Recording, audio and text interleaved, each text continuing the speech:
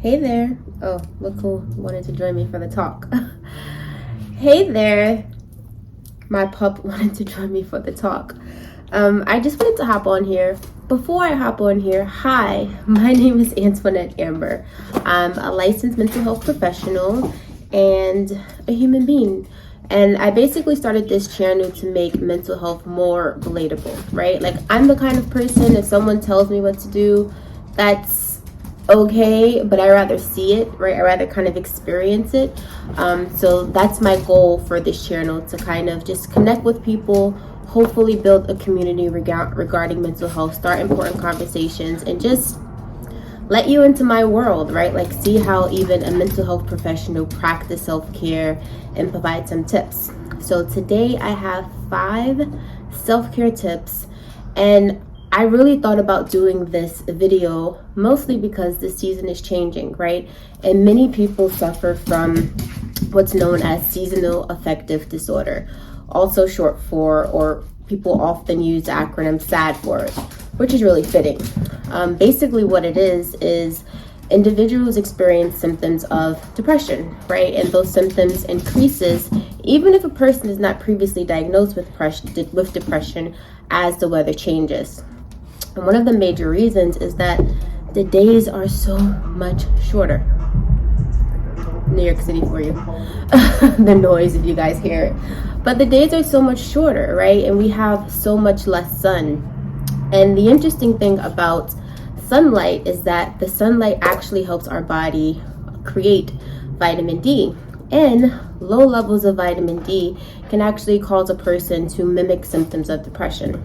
So during this time, I just wanted to pop on here and give you guys some tips to potentially prevent experiencing that, or if you're someone that knows that once the season starts changing, you tend to experience it, these are just some tips to help you kind of buffer it.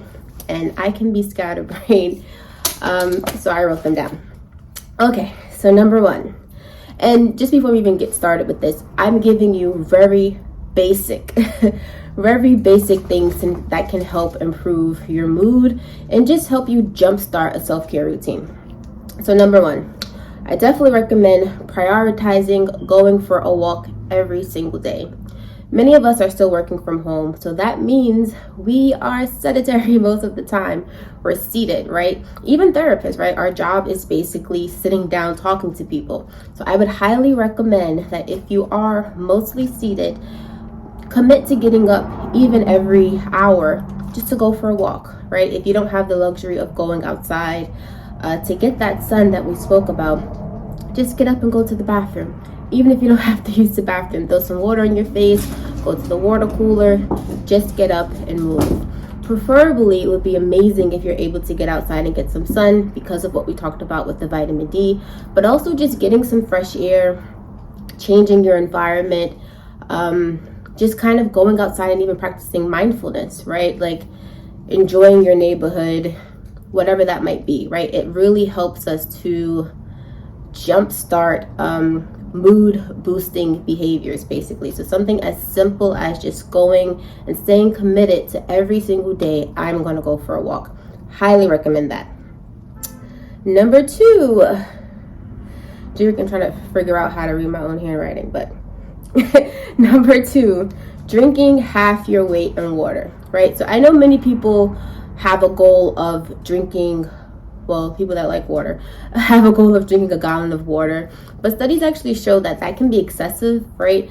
And you don't necessarily need to drink a gallon of water a day. Of course, if your doctor have told you to, follow your physician, but most doctors actually recommend you just drinking half your weight in water. So for instance, if you weigh 120 pounds, aim to drink 60 ounces of water a day.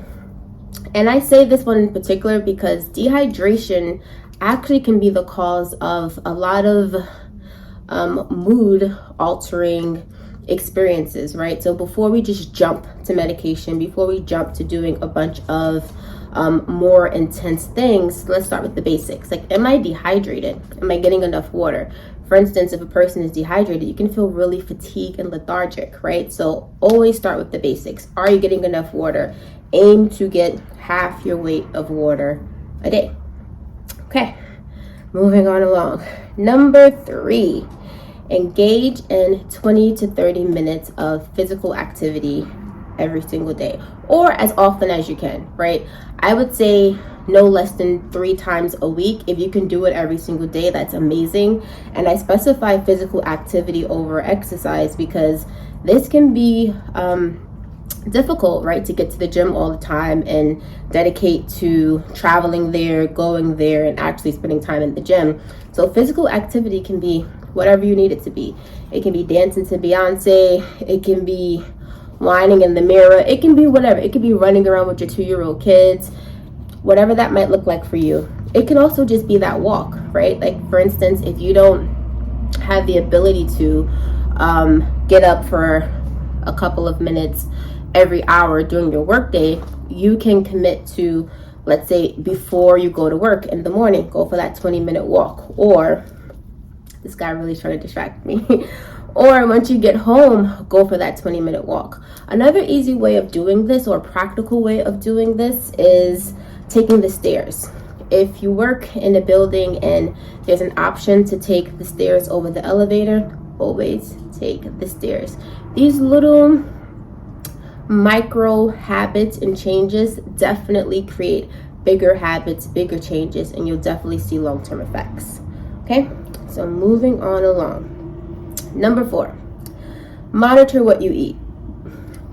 And I'm not talking about going on a diet or even losing weight or anything like that.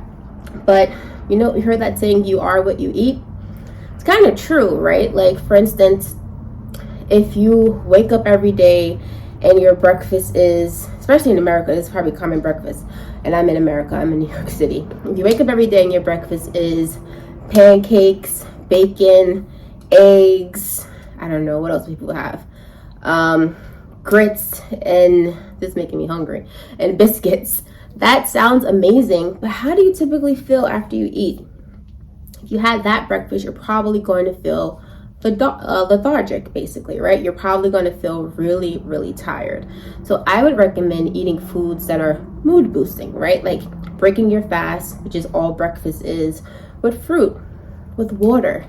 You would be so surprised how good you feel and how much your digestive system will thank you if you just wake up and you drink a cup of warm water before you do anything else. Break your fast with water, have some fruit, right? And then later on in the day, if you want to have something more hearty to get you through the day, go ahead and do it. But definitely monitor what you eat. And like I said, I don't believe in diets. I believe in lifestyle changes. I believe in intuitive eating. So listen to your body. After you eat something, just note, how do I feel? Do I feel better after I eat this? Do I feel more energetic? Do I feel nourished? Or do I feel gassy? Do I feel tired? Do I feel whatever that might be for you, right? Just monitor how you feel after you're eating something and trust your intuition with it. If it makes you feel better, then go ahead and eat it. And if not, make some changes. All right. And number 5, right? Maybe one of the most important out of all of these tips. Monitor how you speak to yourself. Right? We are with ourselves more than anyone else is ever with us. And oftentimes we don't even realize how down we are on ourselves, right? We make a mistake. Oh, you're so stupid. Oh, you're so dumb. I should have known this. I'll never make it. I'll never do this. Whatever those negative thoughts might be, monitor them, stop them, and combat them with truth, right? Human beings, I like this analogy. Human beings are like plants, right? We need sunlight, get that vitamin D.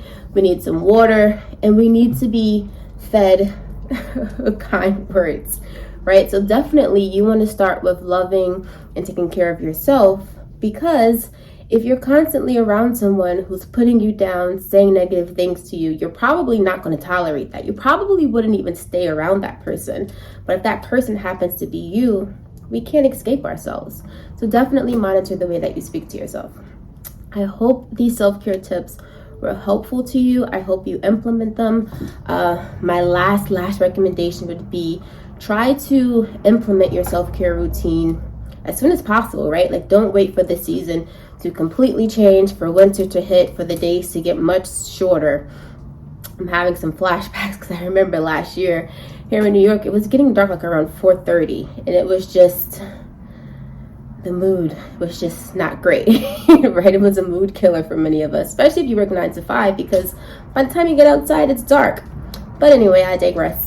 But I highly recommend making these self-care routines however you choose to do it, whatever you choose to take from here, or whatever your own might be. But the important thing is to make it a routine and to be consistent with it. Because if you're consistent, it will actually work. But if you're not consistent, you're not going to really see the results of it. I would love to hear from you. If you have your own self-care routine, if you have tips, things you want to add to this, questions about it, leave me a comment. I love to hear from you. But happy healing and have an amazing day. Bye from me and Teddy.